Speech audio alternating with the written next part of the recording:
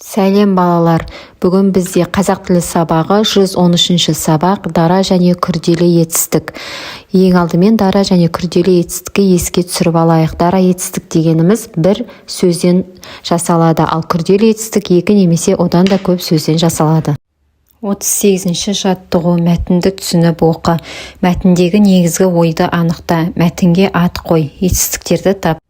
Бір қаз өзенде жүзіп жүріп, өзіне өзі: мен қандай ғажап құспын, жерде жүремін, суда жүземін, ауаға ұшамын, менде құс бар ма екен, дейді. Мұны әтеш естіп оған: бекер мақтанасың, сен аттай шаба алмайсың, әр істі шала білгенше бір істі тәуір білген жақсы емес пе, деді. Мәтіндегі негізгі ойды анықта. Мәтіндегі негізгі ой: көп істі шала орындап жүргенше бір істі ғана алып, тәуір аяқтап, тиянақты орындап жүрген жақсы деген ойды білдіреді. Мәтінге ат қой.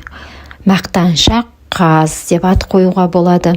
Етістіктерді тап. Бұл жерде етістіктер: жүзіп жүр, жүремін, жүземін, ұшамын. Естіп, мақтанасың, шаба алмайсың, білгенше, білген. 39-ші жаттығу: сурет бойынша әңгіме құрастырып жаз. Қоян өте қорқақ, тез жүгіретін жануар. Ол үйде, саябақтарда, орманда өмір сүреді. Қоянның түрлері өте көп. Мысалға, ақ қоян, сұр қоян, ор қоян. Қоян да басқа жануар сияқты терісінің түсін өзгертеді. Қыста ақ түсті, жазда сұрғылт.